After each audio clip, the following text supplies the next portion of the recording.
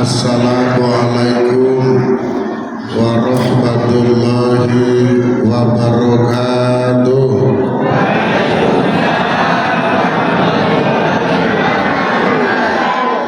Hamdan wa syukran lillah. Asyhadu an la ilaha illallah wahdahu la syarikalah. Wa asyhadu anna sayyidana Muhammadan abduhu wa rasuluh. Allahumma salli wa sallim wa barik ala sayyidina Muhammad ibn Abdillah. La hawla wa la quwwata illa billah, amma ba'da. Yang sama-sama kita hormati dan sama-sama kita muliakan sesepuh kita semua Al-Mukarram Bapak Haji Effendi, yang saya hormati dan muliakan Bapak Haji Darmansyah, mantan pejabat Kutai Timur yang sudah paripurna, yang saya hormati dan saya muliakan Bapak Ustadz Zaini selaku Imam Masjid Ar-Rahman, yang saya hormati Ustadz Hamid, Ustadz Muhammad Nur, ayuhal hadirun al-kiram, para hadirin, bapak-bapak, ibu-ibu, saudara-saudari sekalian, jamaah Masjid Ar-Rahman Kampung Tengah, Desa Sangatak Selatan, yang dimuliakan oleh Allah Subhanahu wa Ta'ala. Pertama, marilah kita selalu dan bersama memanjatkan puji syukur kehadirat Allah Subhanahu wa Ta'ala karena rahmatnya, karena taufiknya, karena hidayah dan inayahnya, sehingga malam hari ini kita bisa hadir bersama di tengah-tengah Masjid Ar-Rahman Kampung Tengah. Teriring doa, semoga hadir kita semua selalu dibarengi dengan hidayah dan ma'unah Allah Subhanahu wa Ta'ala.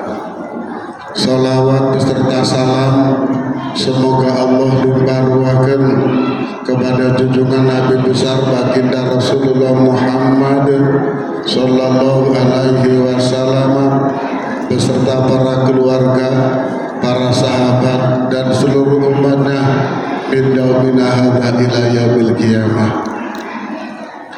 Ayuhal hadirun al-kiram, para hadirin, alhamdulillah saya lihat yang hadir cukup meriah. Saya doakan semoga kita semua selalu mendapatkan taufik dan hidayah, rahmat dan inayah, rezeki yang halal, yang banyak dan barokah. Putra putri kita semua semoga Allah jadikan sebagai generasi yang soleh dan solehah. Al-Fatihah. A'udzu billahi minasyaitonir rajim. Bismillahirrahmanirrahim. Alhamdulillahi rabbil alamin. Ar-Rahmanir Rahim. Maliki yaumiddin. Iyyaka na'budu wa iyyaka nasta'in. Ihdinas siratal mustaqim. Siratal ladzina an'amta 'alaihim ghairil maghdubi 'alaihim waladdallin.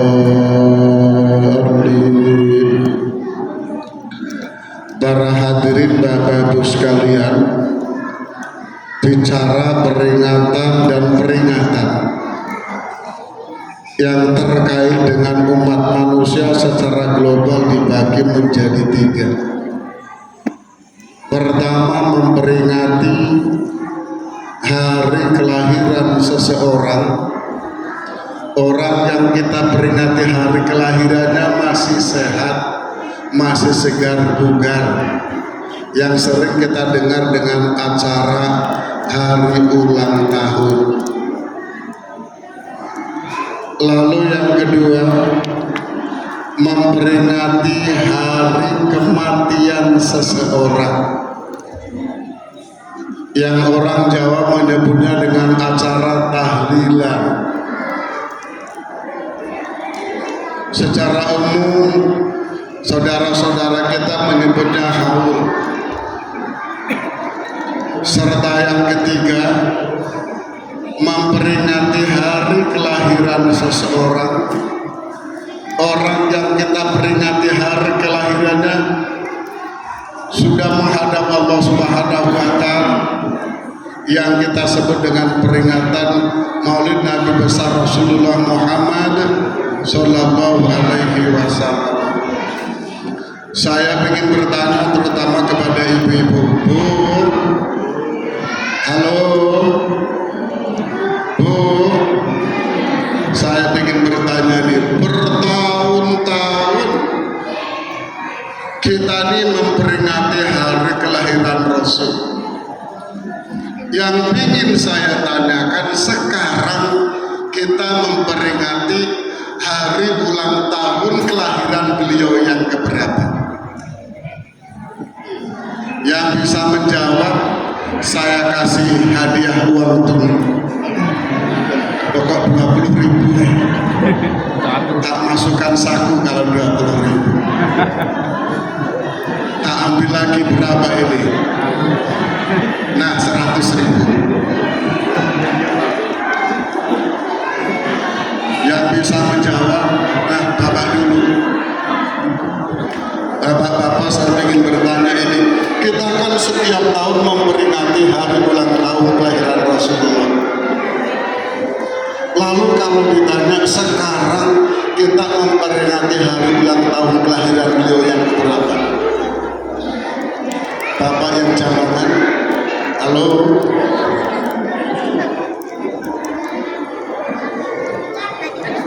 Belum ada yang bisa menjawab. Bu, sekarang kita memperingati hari ulang tahun kelahiran Rasulullah yang keberapa? Ketiga. Ya naik sombong ini. Coba kita hitung sama-sama.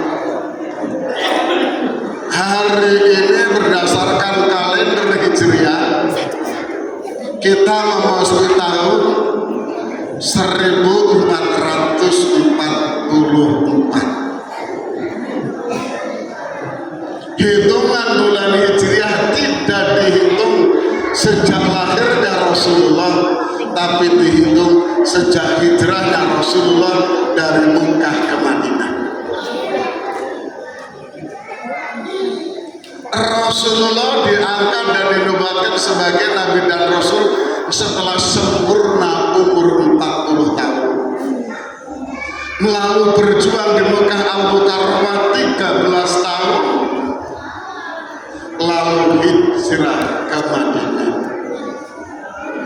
Di era sahabat Umar bin Khattab dihitung tahun hijrah itu semenjak hijrahnya Rasulullah Shallallahu Alaihi Wasallam dari Mekah ke Madinah. 1444 dikurangi 40 dikurangi 30 berapa Mbak? Ini rata-rata ini orang selatan ini pedagang. Kalau pedagang itu biasanya hitung-hitungannya tidak perlu pegang HP. Ternyata setelah dihitung, sekarang ini kita memperingati hari ulang tahun Rasul yang ke 1391. Kok ngerti? Sebelum saya berdiri, saya sudah pencet kalkulator tadi.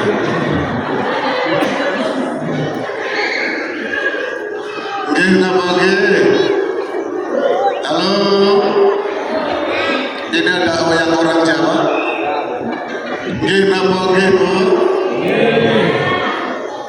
Ada yang orang Kutai. Orang Kutai itu kalau begitu apa bahasanya? Apa? Pintis. Pintis itu bukan duit.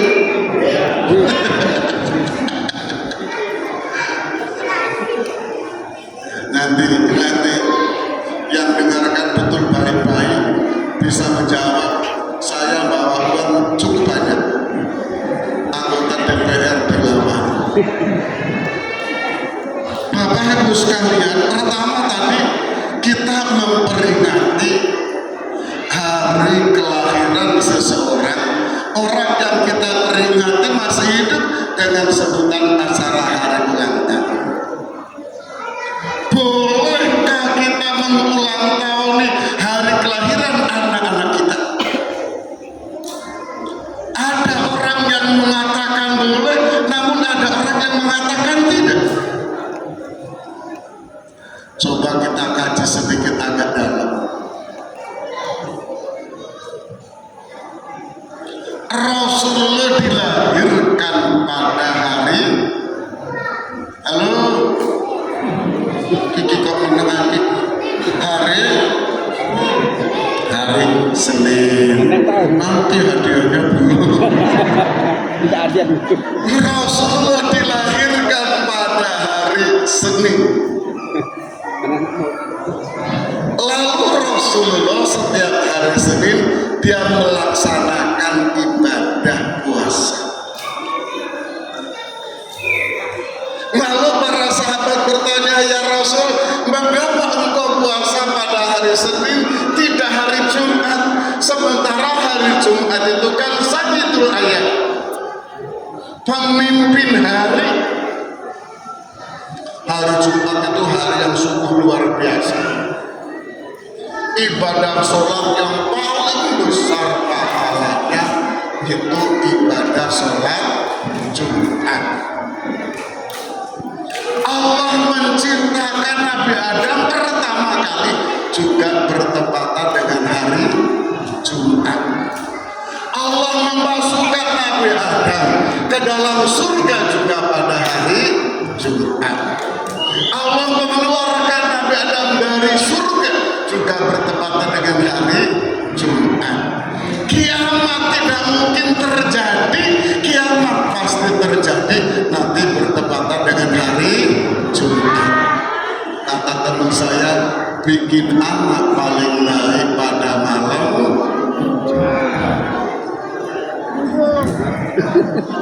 dan udah kenceng banget ini, jangan-jangan kebiasaan malam Jumat ini. Jumat itu Sayyidul Ayam, pemimpin hari.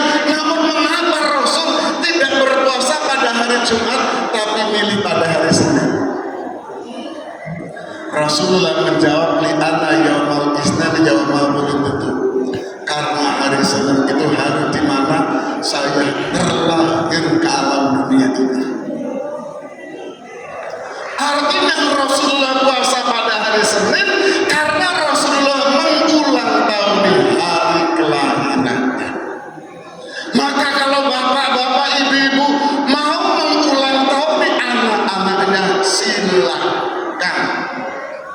Kita mengundang ustaz, kita berdoa, kita mendoakan semoga anak kita yang laki menjadi anak yang soleh, yang perempuan semoga menjadi putri yang solehah. Amin Allahumma. Amin Allahumma. Halo, amin Allahumma. Mungkin sedikit yang bertentangan dengan lagu-lagu happy birthday dibuat. Apalagi happy birthday dibuat. Nah cukup ini, adik-adik Maulid Hamsi diundang, Guru Jani diundang, Guru Hamid diundang, Guru Muhammad Nur diundang. Tiga-tiganya pulang, satu-satu dikasih amplop 1 juta, 1 juta, 1 juta. Cocok apa cocok? Pak, cocok apa cocok? Ada yang bilang bangkrut. Pak Ustaz, kalau diundang untuk ulang tahun anak-anak dikasih amplop 1 juta, 1 juta, 1 juta itu saya yang undang Pak. Sampai cocok apa enggak itu? Cocok tuh? Saya yang enggak cocok tuh. Masa tiga-tiga? Undang anak dan Maulid Hamsi membaca sholawat, ini sungguh luar biasa. Man sholah alaiya sholatan sallallahu alaihi wasallam marati. 1 kali kita membaca sholawat, 10 kali Allah mendoakan kita. Tahukah ada di akhir zaman sekarang, saudara-saudara kita yang mengatakan Maulud Habsyi itu bid'ah, membaca sholawat itu tidak ada tuntunannya. Bagaimana tidak ada tuntunannya? Allah menjelaskan, innallaha wa malaikatahu yusholluna ala nabi ya ayyuhalladzina amanu shollu alaihi wa sallimu taslima. Jelas ayatnya, jelas hadisnya. Saya berpesan kepada ibu-ibu, kalau ulang tahun anak-anaknya, undang itu adik-adik Maulud Habsyi, undang itu guru Zaini, undang itu guru Hamid, undang itu guru Muhammad Nur. Saya nggak usah diundang lah jauh, tapi saya pesan masing-masing ustaz amplopnya 1 juta, 1 juta, 1 juta. Cocok apa cocok? Yang bilang cocok saya doakan semoga rezekinya berlimpah ruah, amin Allahumma. Boleh kita mengulang tahun anak-anak kita, silakan kita berdoa, kita doakan semoga anak-anak kita menjadi anak yang soleh dan putri yang solehah, amin Allahumma. Islam itu harus luas dan luas, jangan dikit-dikit salah, dikit-dikit bid'ah, dikit-dikit kafir. Ada sekarang kelompok-kelompok yang sukanya menyalah-nyalahkan kelompok lain, malah bahkan mengkafir-kafirkan orang lain. Tugas umat Islam itu mengislamkan orang kafir, bukan mengkafirkan orang Islam. Betul apa betul? Bapak jenengan diajak pengajian untuk nyalah-nyalahkan kelompok lain, membid'ah-bid'ahkan kelompok lain, mengkafir-kafirkan kelompok lain, dan itu jangan ikut. Lalu yang kedua, para hadirin, kita itu memperingati hari kematian seseorang. Aslinya membaca tahlil, lalu karena dikumpulkan namanya menjadi tahlilan. Mestinya membaca Habsyi, karena berkumpul namanya Habsyiyah.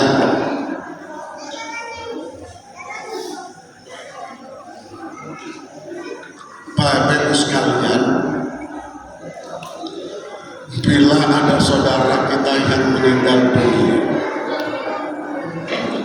lalu bolehkah kita mengirimkan doa kepada orang yang sudah meninggal dunia?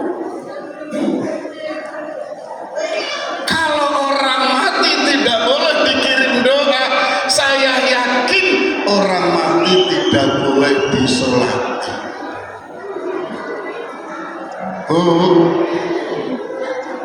Orang-orang yang disolati itu orang hidup atau orang mati itu? Orang mati. Orang Jawa bilang wong mati ora obah, le obah ngedeni, le urip jaluki. Coba bapak-bapak barangkali ada yang tahu pepatah apa ini, hanya orang Jawa, maaf. Wong mati ora obah, le obah ngedeni, le urip jaluki. Persis kados dengan Masya Allah. Mengapa orang mati wajib disolati? Orang mati sudah tidak bisa beramal. Yang bisa beramal orang hidup, buat orang yang sudah mati. Lalu bagaimana dengan hadis idza mata adama in qata'ana malu illa min thalathin? Idza mata, tatkala telah meninggal dunia. Siapa yang meninggal dunia? Ibnu Adam, anak cucu Nabi Adam. Bu, kita itu disebut sebagai Ibnu Adam karena kita anak cucunya Nabi Adam. Tapi dulu pada waktu panjenengan sekolah di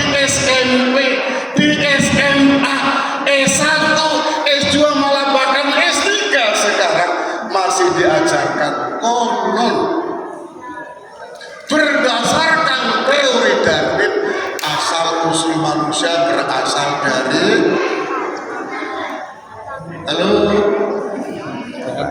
Pak, berdasarkan teori Darwin asal usul manusia berasal dari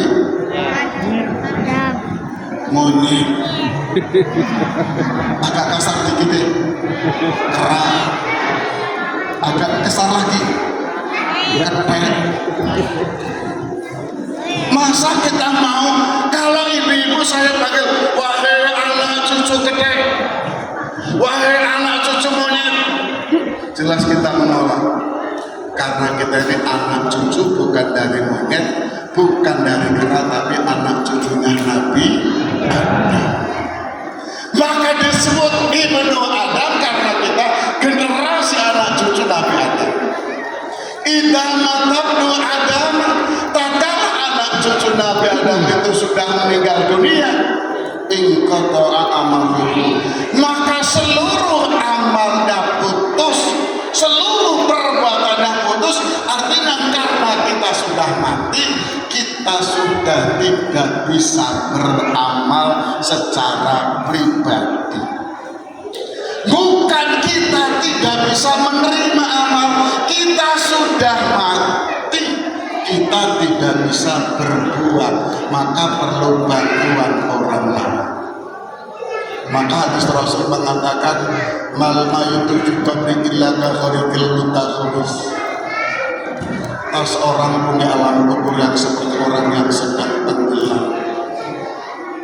Orang yang sedang tenggelam, kalau bapak-bapak melihat ada orang yang tenggelam, ini sungainya di mana ini? Di sana. Nah, kalau kita melihat ada orang yang berenang lalu tenggelam, bagaimana kita? Kan cepet-cepet menolong. Nggak mungkin ya. Terus saja aku tak narik dulu ya. Nanti habis karet tak tolong dulu mati. Orang di alam kubur gambarannya seperti orang yang sedang tenggelam, membutuhkan bantuan yang tadi dapatkan menumbuh iman doa. Kalau orang mati tidak boleh dikirim doa, saya yakin tidak mungkin ada badal haji. Orang yang sudah meninggal dunia belum sempat melaksanakan ibadah haji, lalu anaknya menggantikannya, sekalipun ibunya sudah meninggal dunia, boleh apa tidak? Boleh. Hanya saja sebagian ulama mensyaratkan orang yang menggantikan badal haji adalah orang yang sudah haji. Ulama bapak-bapak ibu ini punya orang tua yang belum haji, lalu akan diwakilkan, maka yang mewakilkan harus orang yang sudah haji. Gak usah bingung-bingung sampai kalau mau membatalkan haji datang ke Teluding sana itu titip Pak Haji Sobirin, saya titipin ada uang 50 juta, tolong nanti hajikan itu saya. Tak tunggu-tunggu sampai 28 tahun nggak ada yang nitip sama sekali. Kebacut ini. Kalau orang mati tidak boleh dikirim doa, saya yakin tak kala kita lewat samping kuburan kita tidak boleh salam. Tapi ternyata tak kala kita lewat kuburan kan kita disuruhkan mengucapkan salam. Assalamualaikum ya ahlal kubur. Insyaallah nahnu bikum lahiqun. Kita mengucapkan salam kepada orang yang sudah mati. Itu tanda orang mati sudah tidak bisa beramal, tapi orang hidup masih bisa beramal untuk orang yang sudah mati. Cuma secara umum salam itu ada 3.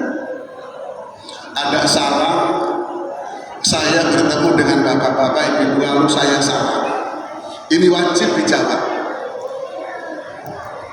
Sekalipun wajibnya wajib kifayah, harus ada salah satu yang mewakili. Tapi ada salam yang tidak perlu dijawab. Salamnya orang sholat, assalamualaikum. Assalamualaikum, nggak perlu dijawab. Malam-malam saya tahajud, istri saya tidur di belakang saya, lalu saya tahiyat lalu salam, assalamualaikum. Istri saya lagi tidur kok jawab waalaikumsalam. Lindur itu bahasa Indonesianya apa ya? Iya, mengigau itu. Akhirnya malah saya geli tertawa terbahak-bahak. Lalu salam yang ketiga yang nggak perlu jawab itu, panjenengan lewat samping kuburan salam kepada ahli kubur, itu nggak perlu dijawab.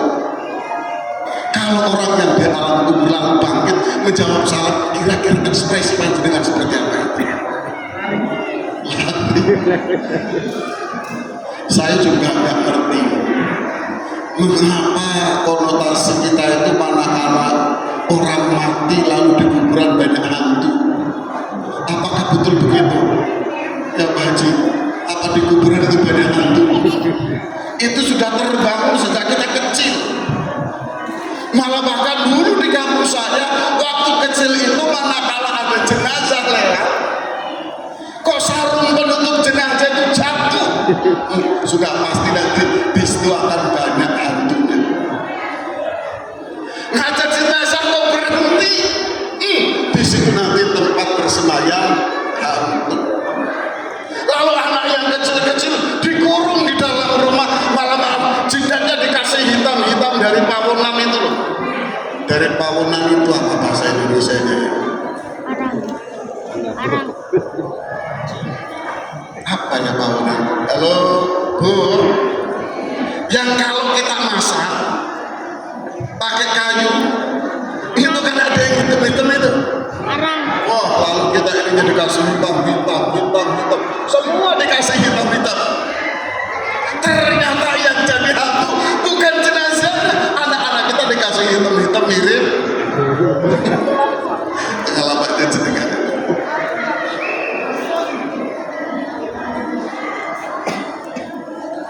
Silakan doakan orang tua kita yang telah meninggal dunia. Saya khawatir bapak kita meninggal dunia tidak dikirim doa, ibu kita meninggal dunia tidak dikirim doa, sapi kita meninggal dunia tidak dikirim doa. Bapak dan ibunya sama dengan sapi. Jangan menyalahkan. Lalu yang terakhir, yang ketiga, ya, saya rencananya nggak lama-lama karena saya sebenarnya batuk-batuk itu, tapi karena yang undang ini sahabat lama ini, baru batuk-batuk tak tahan, habis urut saya nggak bisa ngurutnya itu supaya batuknya hilang. Ya alhamdulillah sampai di tengah-tengah masjid Ar-Rahman itu batuknya cuma 3 kali itu. Nanti jangan-jangan batuknya pindah ke Bandung Hati ini. Yang ketiga, kita sekarang memperingati hari lahir Rasulullah Muhammad Sallallahu Alaihi Wasallam. Yang keberapa tadi Bapak? Mas keberapa Mas? 1391. Kalau bulan Masehi yang keberapa? 100.000 sekarang muncul hadiahnya.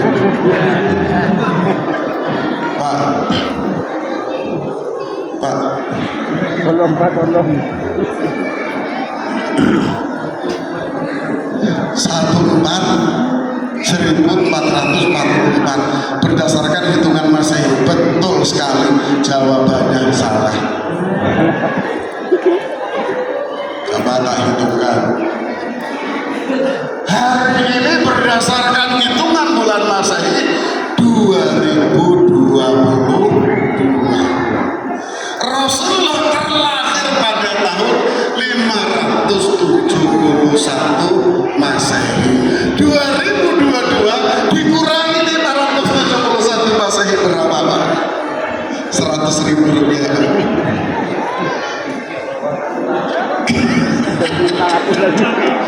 Pak Kemis berapa?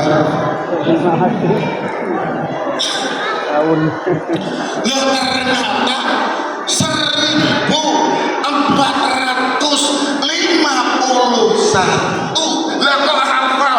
Tadi sebelum berdiri aku sudah pencet HP.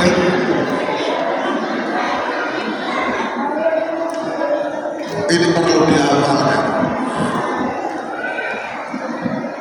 Siapa sih Rasulullah kok kita peringati hari kelahirannya sementara sudah usianya 1451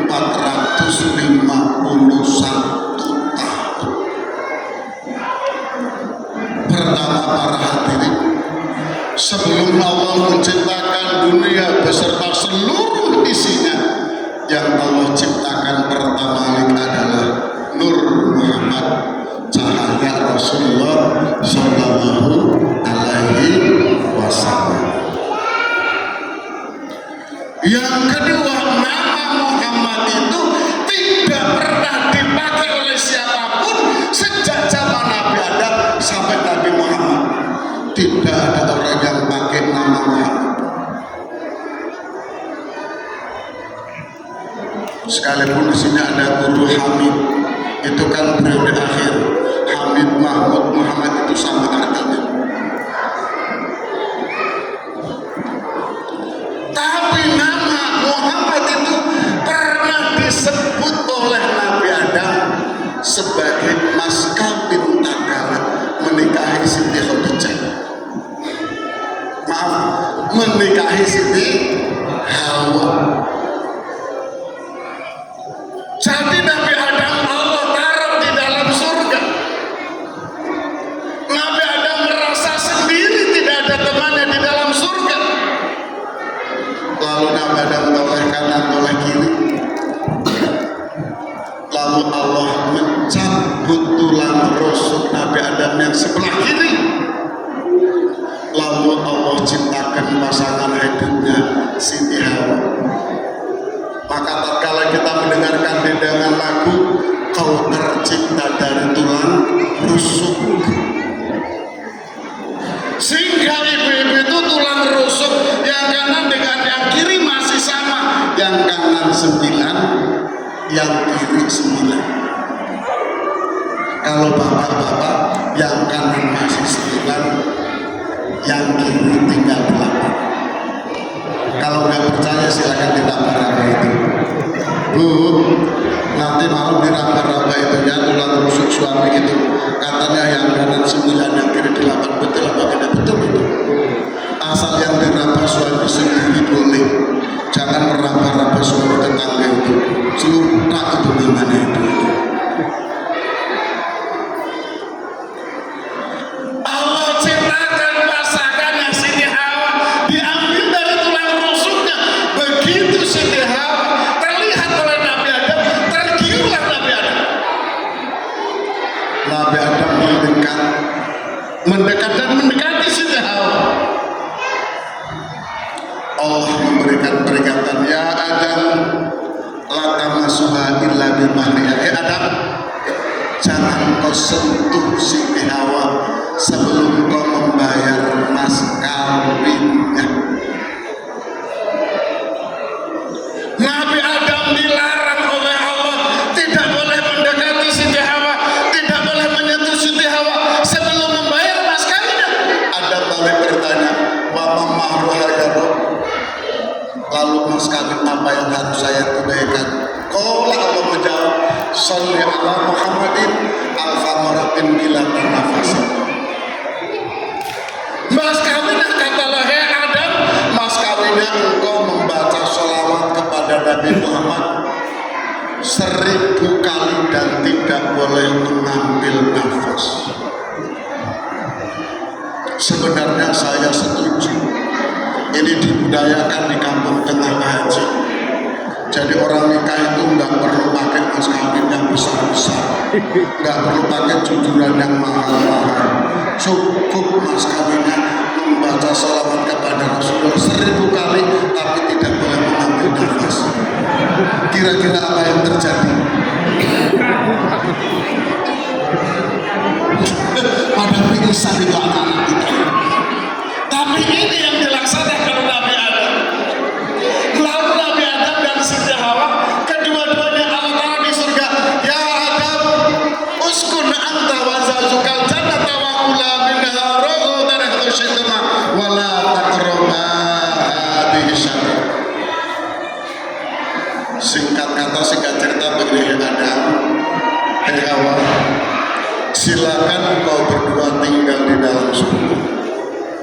engkau berdua bebas menikmati seluruh makanan dan hidangan yang berada di dalam surga. Cuma satu ini tidak boleh engkau dekati. Nabi Adam dan Siti Hawa diberikan kebebasan untuk menikmati seluruh makanan dan hidangan yang ada di dalam surga. Tapi ada satu pohon yang tidak boleh didekati. Wala taqrabu hadhihi syajarah. Engkau berdua jangan mendekati pohon ini. Zaman dahulu Bapak, iblis itu masih punya kebebasan naik ke atas langit, turun ke bumi, melihat surga, inspeksi ke neraka, masih bebas. Rupanya pesan Allah itu dimonitor oleh iblis. Lalu iblis mendatangi Nabi Adam. Hei Adam, pohon yang tidak boleh engkau dekati. Hei Hawa, pohon yang tidak boleh engkau dekati ini namanya adalah pohon khuldi. Khuldi itu artinya kekal. Manakala engkau makan buah dari pohon ini, engkau akan kekal selama-lamanya di dalam surga. Rupanya rekayasa tipu daya iblis direspon positif oleh Nabi Adam. Lalu Nabi Adam mengambil satu butir buah khuldi, lalu digigit, dimakan, ternyata nyantol di leher, maka jadilah jakut. Teman saya bilang, katanya bapak-bapak itu manakala dosanya besar maka jakutnya besar. Silakan dipegang sendiri-sendiri, jakutnya besar atau kecil itu. Oh, saya tak punya jakun Pak Overleman, kegebukan itu namanya. Lalu Siti Hawa mengambil satu butir, digigit 2 kali gigitan. Happy Siti Hawa, cingkrak, dia bahagia karena tidak berhenti di leher, tapi ternyata berhenti di dada. Teman saya bilang, katanya ibu itu kalau dosanya besar maka dadanya besar. Dan nanti dilihat sendiri di rumah itu istri-istri.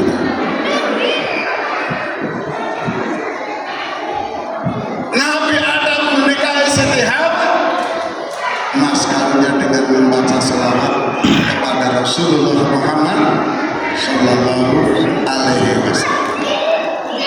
Muhammad di antara deretan 25 Rasul dari 24 Nabi terlahir paling penghujung, tapi mendapatkan gelar Sayyidul Anbiya wal Mursalin, sebagai pemimpin para nabi, juga sebagai pemimpin para utusan. Luar biasa. Sampai kemuliaan Rasulullah itu melebihi malaikat. Sekalipun komandannya malaikat Jibril. Buktinya tak kalah Rasulullah SAW Isra dari Masjidil Haram hingga sampai ke Masjidil Aqsa, lalu Mi'raj dari Masjidil Aqsa hingga sampai ke Sidratul Muntaha, naik ke langit pertama, naik ke langit kedua, naik langit 3, naik langit 4, naik langit 5, naik langit 6, hingga sampai langit ke-7. Kalau dari Masjidil Haram hingga sampai ke Masjidil Aqsa, namanya alamul insani, alamnya manusia. Hingga sampai di bawah langit pertama masih alamul insani, alam manusia. Sehingga panjenengan bisa terbang pakai udara, pakai pesawat di udara masih bisa. Tapi di langit pertama hingga sampai langit ke-7, itu namanya alam malakut, alamnya para malaikat. Dari langit ke-7 hingga sampai Sidratul Muntaha, itu namanya alam Jabarut, alamnya Allah Subhanahu wa Ta'ala. Yang mendampingi perjalanan Rasul Isra dan Mi'raj, salah satunya adalah malaikat Jibril. Begitu sampai am sorry I cannot follow you. Ya, Jibril pakai bahasa Inggris kalian. Ya Muhammad, mohon maaf, saya tidak bisa mengikuti perjalanan karena sebentar lagi engkau akan memasuki alam jabaran. Kata Jibril, andai kata tubuh saya menyentuh alam jabaran, maka tubuh saya akan meleleh seperti lilin tersengat api. Tapi Rasulullah tembus hingga sampai alam jabaran, menghadap Allah Subhanahu wa Ta'ala, memberikan penghormatan at-tahiyyatul mubarakatus sholawatun thayyibatun. Allah menjawab, assalamualaikum ayyuhan nabi wa rahmatullahi wa barakatuh. Rasulullah menjawab kembali, assalamualaikum wa ala ibadillahi sholihin. 3 untean kata-kata, 1 dari Rasulullah, 2 statement Allah, sempurna menjadi undan kalimat tasyahud yang selalu kita baca sehari semalam. Berapa kali Bapak? Berapa kali? 5 kali? Betul 5 kali. Berapa kali Bapak? 17 kali. Betul 17 kali. Ini tentang 5 kali. Saya ingin bertanya, kalau maghrib baca at-tahiyyatnya berapa kali? Betul 3 kali. Tak selentik sampai nanti. Masa maghrib at-tahiyyatnya 3 kali? Ih, bojone sombong.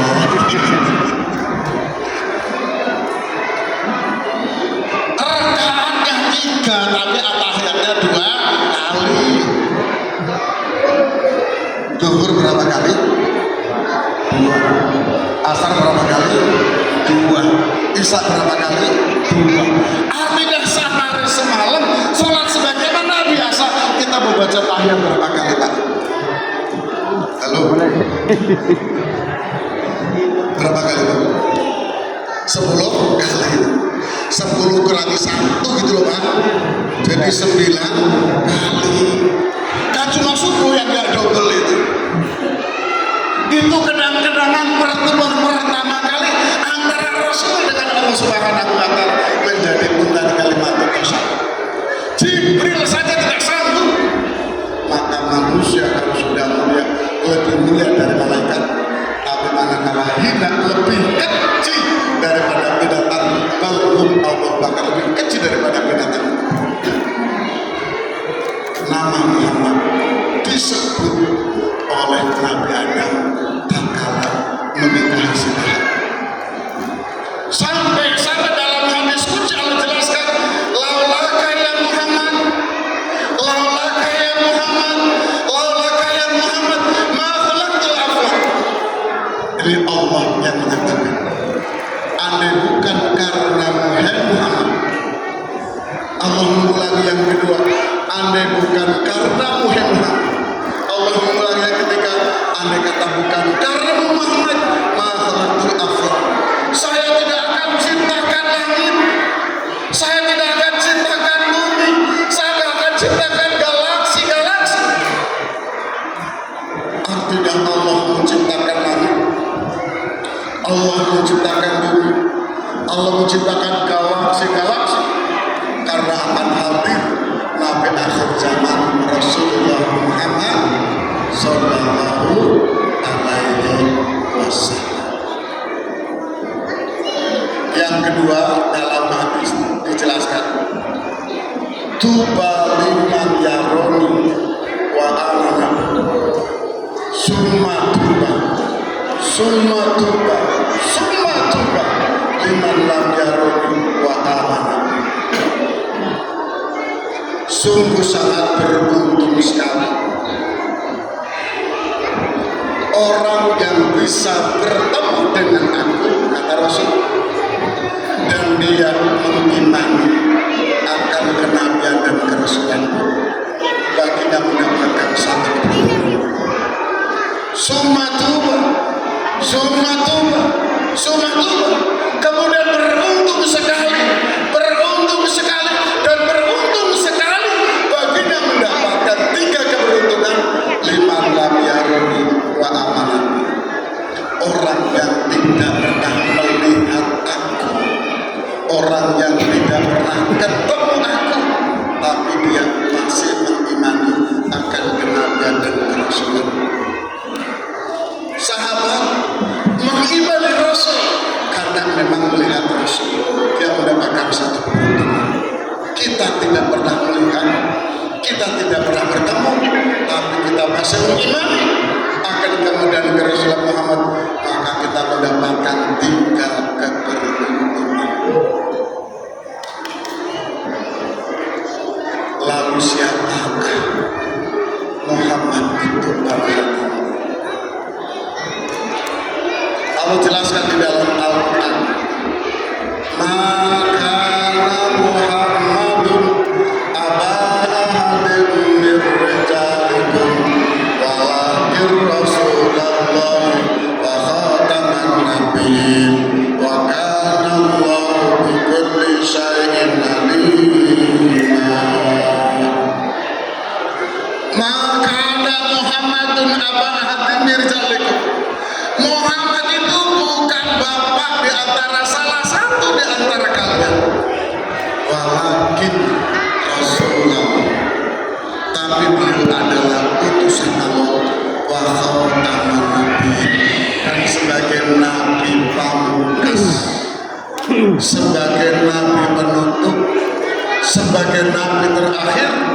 Tidak ada nabi, tidak ada rasul setelah kenabian dan kerasulan Muhammad.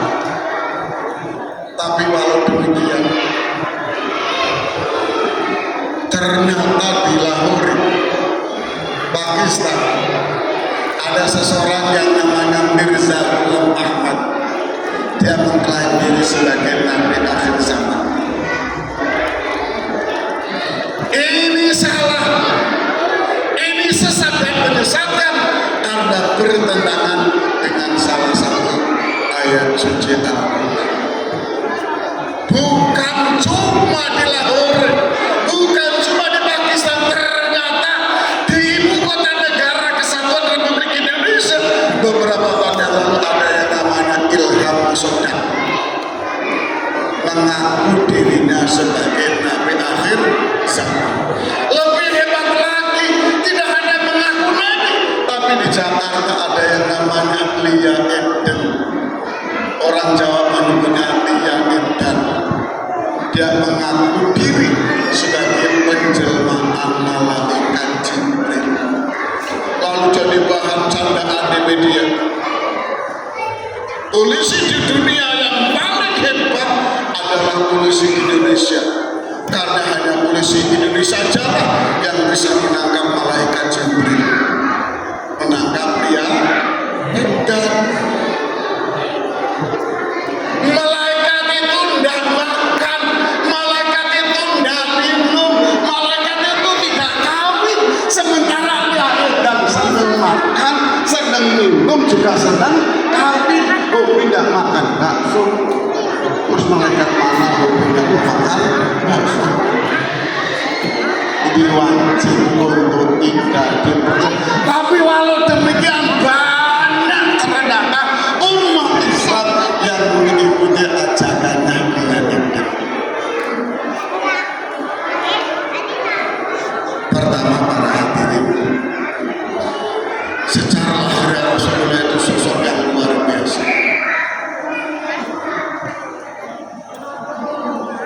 Tubuhnya itu proporsional, ideal, badannya atletis, kulitnya itu putih kemerah-merahan, sehingga ditiru oleh ibu-ibu kalau datang ke Kelantan itu. Pipinya dikasih merah-merah, biar kelihatan putih kemerah-merahan. Yang jadi tanda-tanda dia kalau dasarnya putih dikasih merah, maka putih kemerah-merahan. Kalau dasarnya hitam dikasih merah, maka yang muncul hitam kemerah-merahan. Seperti orang baru kecanduan yang ulin itu sudah niru. Niru siapa? Niru Rasulullah Shallallahu Alaihi Wasallam.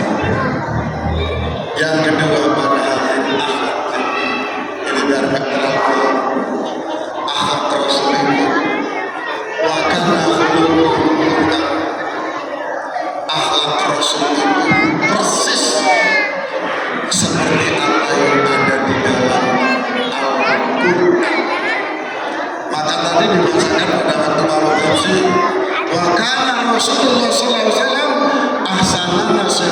khulqan wa khuluqan. Baik secara fisik maupun secara budi pekerti memang ahsanan manusia yang paling baik secara fisik dan secara akhlak. Maka anak saya ini yang lagi kuliah di Al-Azhar di Kairo, ternyata orang-orang Indonesia itu sungguh luar biasa. Dari berbagai mahasiswa di mancanegara, dari penjuru dunia, ternyata orang Mesir itu mengatakan kalau orang Indonesia ahsanan nasibul alam, manusia terindah di permukaan bumi, kata orang-orang di luar sana adalah orang Indonesia. Sopan dalam bicara, santun dalam bertingkah. Rasulullah adalah ahsanan nas, khulqan wa khuluqan. Lalu yang ketiga para hadirin, Rasulullah itu sedikit ibadah, sementara kita itu ibadahnya sedikit. Rasulullah itu sedikit tersenyum, sementara kita tersenyumnya cuma sedikit. Rasulullah itu sedikit sedekah, kita sedekahnya cuma sedikit. 100.000 aja tidak laku loh ini. Ini kalau nggak laku tak bawa pulang lagi ini nanti. Tapi nanti ditambahin teman-teman.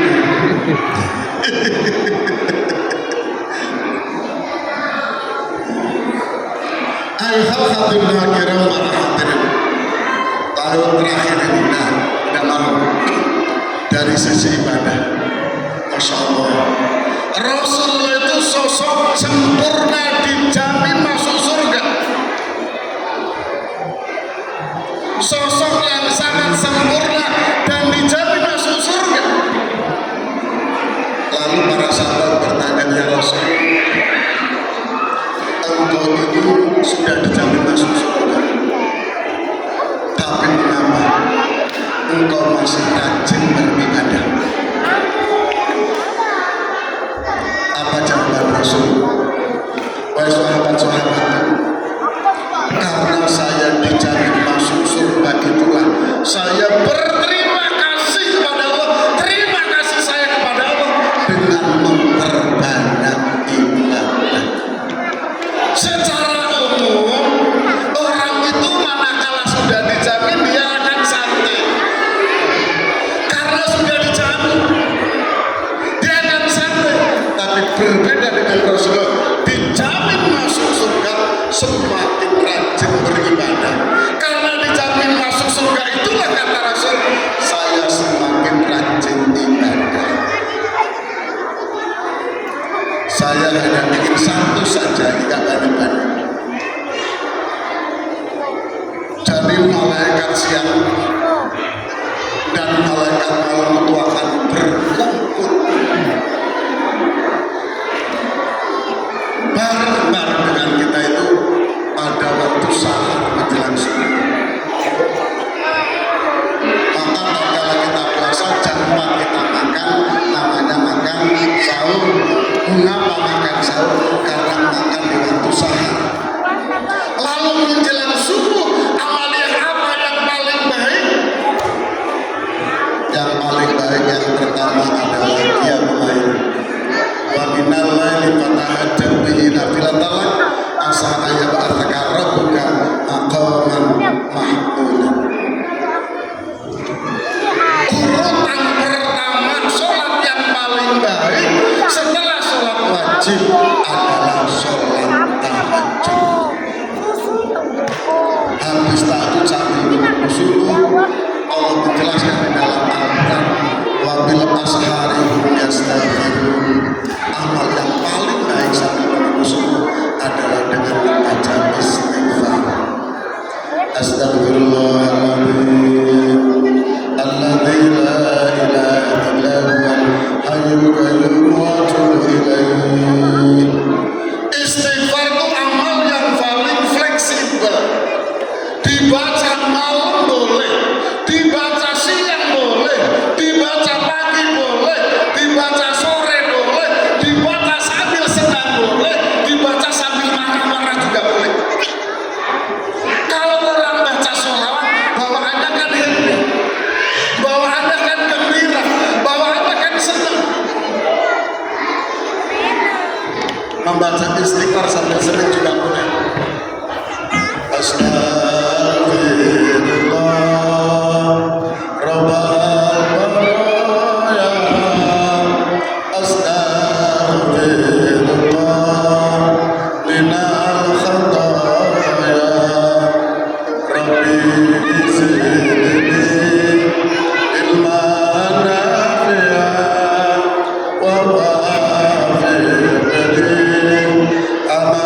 ba'datan salihah. Boleh satu-satu. Apa boleh baca istighfar sambil marah? Boleh. Kalau lagi marah ingin baca istighfar sambil belenggu boleh. Astagfirullahaladzim, astagfirullahaladzim, astagfirullahaladzim, sampai pecah itu lehernya, boleh itu. Dan pantas itu. Kalau baca selawat sambil marah kan kurang pantas. Sobeknya sampai pecah itu dan baca. Tapi yang paling baik istighfar itu dibaca setelah sambil tahajud sambil menunggu datangnya waktu subuh. Astagfirullahaladzim min kulli dhanbin la yaghfiru dzunuba illa rabbul alamin. Begitu azan subuh dikumandangkan, kita sholat fajar. Sholat fajar adalah sholat sunat sebelum subuh. Malaikat berkumpul semua, maka kata Rasul, rakaat al-fajr khairun minad dunya wa ma fiha. 2 rakaat menjelang subuh lebih indah, lebih mewah, lebih bagus daripada dunia beserta seluruh isinya. Ini dilakukan oleh Rasul dengan peringatan maulid Nabi. Saya dan seluruh kalau bisa tahajudlah, tidak setiap malam, dan dengan waminal laili fatahajjat bihi nafilatan, dan dari sebagian malam, bukan sepanjang malam, namun seyogianya setiap malam bertahajudlah. Yang kedua, dibiasakan sholat sunat 2 rakaat menjelang subuh, itu luar biasa. Manakala kita istiqomah tahajud, insya Allah kita akan ditempatkan makoman mahmudan, di tempat-tempat yang terpuji. Kita termasuk golongan orang yang terpuji di hadapan Allah, sekaligus terpuji di hadapan sesama umat manusia. Terima kasih. Mohon maaf bila ada salah dan khilafnya. Wallahu yahdi ila siratal mustaqim. Wassalamualaikum warahmatullahi wabarakatuh.